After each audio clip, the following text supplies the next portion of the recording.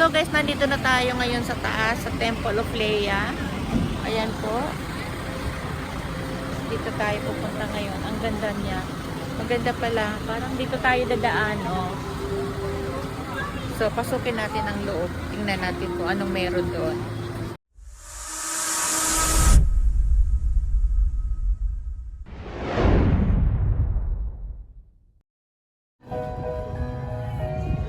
So guys, ayan, may tugtog ngayon. Andito tayo ngayon sa Temple of Leia.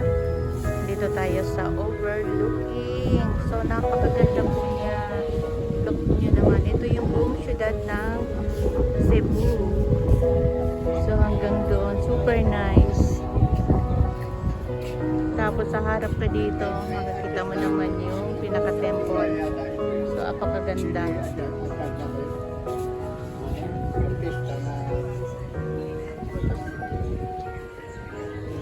Tingnan natin dito sa kabila. Grabe, napakaganda. Sulit. Kahit sobrang init niya guys, pero napakaganda talaga, promise. Kaya kung binabalak nyo mag-tour dito sa Cebu, ayan, punta lang po kayo dito sa Temple of Leia. Isa po ito sa mga dinadayo ng mga turista. Ayan. Ayun ang daan, papunta rito. Nasa tuktok tayo. Actually, nasa tuktok talaga tayo ng bundok. Kaya makikita mo ang syudad. See? Para tayong nasa Antipolo. Ganun ang niya. Tapos malamig ang hangin dito kahit sobrang init. Ayan, meron pa din isa dong templo. Ayun. Napakadaming tao. Ayan. So, sunod na tayo. Yung mga nagsushooting, parang dyan nagsushooting ha. Ang mahal na hari. Diyon tatayo ka doon. Pinatatawag ko kayong lahat. Tapos lalagyan lang nila ng carpet ng pula yan. Royal wedding. Royal wedding. Ito ang kapalitan. Yan siya sa may hagdan. Itong dalawang mag-ina.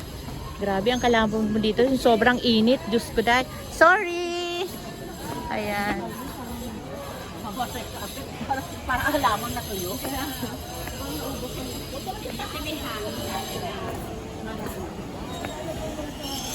Wow. Super nice. Super ganda guys. So ito po yung Temple of Leia. Ang ganda. Sobrang dinadayo talaga siya. Ayan.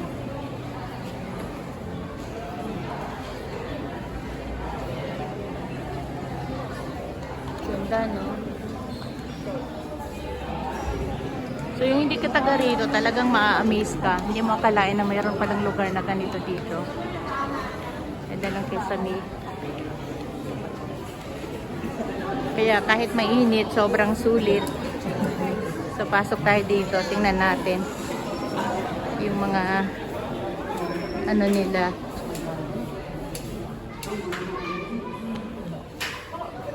Parang sa atin, parang bahay ni Rizal, no? Naka-preserve yung mga gamit. Oh, so, naka-preserve.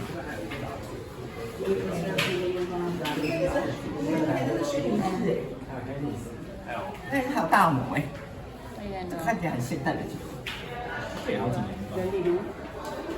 Baka ito siya. Ito siya. Ito ba siya? Ito siya. Ito yata yun. Guys, ang kwento daw nito ay sa sobrang pagmamahal ng lalaki doon sa kanyang wife, nagpatayo siya ng ganitong templo para hindi makalimutan ng babae na talagang mahal siya. So ayan sila nung mga bata pa sila. Ayan. So yun po yung kwento ng Temple of Leia. Yun po ay base sa mga naririnig ko or kwento ng aming tour guide kanina. So, yan sila ng mga bata pa. Ito yung may edad na sila.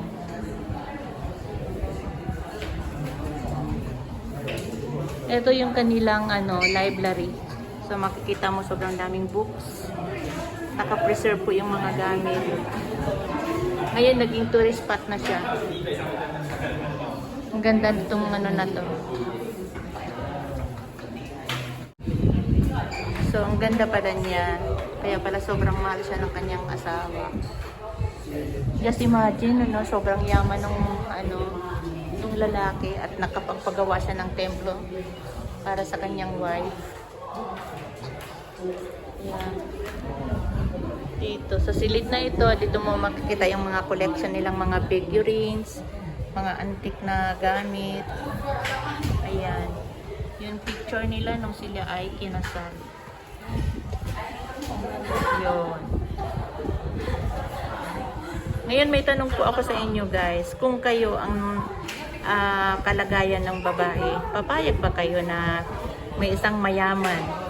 Kung baga hindi nyo gusto yung mayaman, tapos nagkataon na gustuhan kayo ng mayaman at ipapagawa kayo ng ganitong templo, ano sa palagay nyo ang magiging desisyon nyo? Yan ay question para sa inyo. Dito naman, ang kanilang mga collection. Ayan, sobrang antique na nito guys. Matagal na talaga. Tingnan nyo naman ang lalaki. Oh. Grabe ang halaga siguro nito. Nakakatuwa. Oh, diba? Ang ganda. So ayan na, dito naman tayo sa kabilang kwarto, sa kabilang side. Silipin din natin kung ano yung mga nakalagay dito. Ayun, available na daw po yung kanilang mga souvenirs here. So, check natin. Ano bang mga mayroon dyan sa souvenirs? Temple of Leia. Ito si Ma'am Leia. Ganda niya, oh.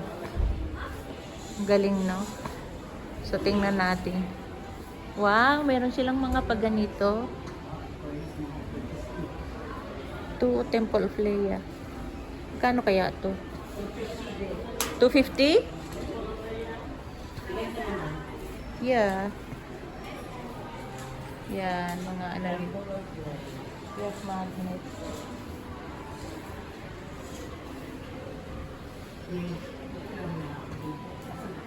Oh, wait lang guys, pipicturean ko. So yun, kahit tayo ay Hagarda Versosa na. So, akit tayo. Tingnan natin kung ano yung naandito. Talagang pinupuntahan ng mga people.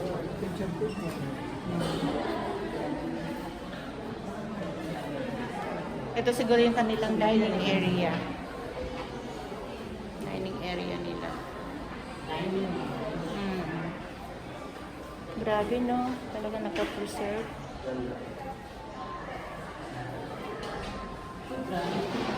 Wow! Kahit isang tason na mami, kasya dyan. Oo, ayan, no? Tingnan mo naman kung gano'ng kalaki yung tasa niya. Shoutout natin si Boss Toyo. Ang dami kang mabibili dito. Boss Toyo. Grabe, antik. Grabe, no? Ganda. Tasa.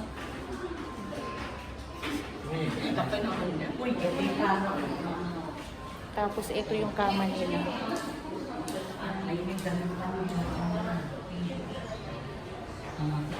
Kailan ang usong mga kama?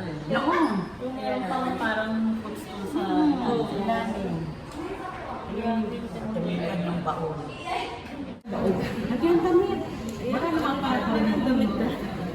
Ganun ba? Ay, ganyan ang salamin na. Oo. Karoon kami sa nanay ko. Parang ano na ngayon, di ba? Ninanay niya sa nanay niya, and then yung nanay ko minana naman niya. Ano yung ganyang kulay din, tapos... Grabe, nakaka-amaze dami niyang jar, no?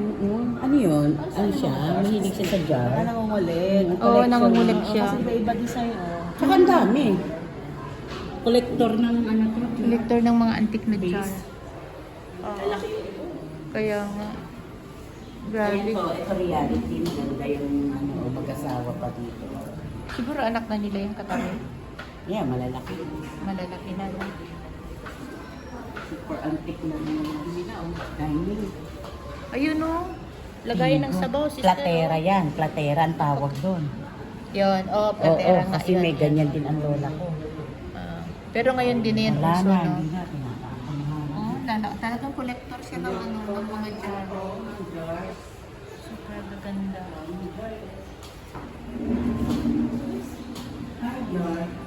Dami. Ito, tanggapan daw ng mga bisita. Ay, grabe, ang dami niyang koleksyon. Napakaswerte naman ni Leia. Pinagpatayo siya ng ganitong templo. Alalay mo niya mo is Sana all na lang hindi mo talaga. malilimutan kasi nga may templo siya. Oo. May kwento, no? Talaga. Kumbaga parang ma-immortalize yung memories. Yes, so Makalimutan. hindi mo kalimutan. Saka yung kwento talaga nila na pinapaggawaan siya ng ganito para mapatunayan ng lalaki na mahal talaga siya. Diba? Parang wala na sila, pero yung Oo. memories niya. Andyan pa rin. Hindi nakalimutan. Oo. Lagay ko yung sa lamin. Alin? Marmol? Maybe. Maybe, oh. Kasi magkakamukha.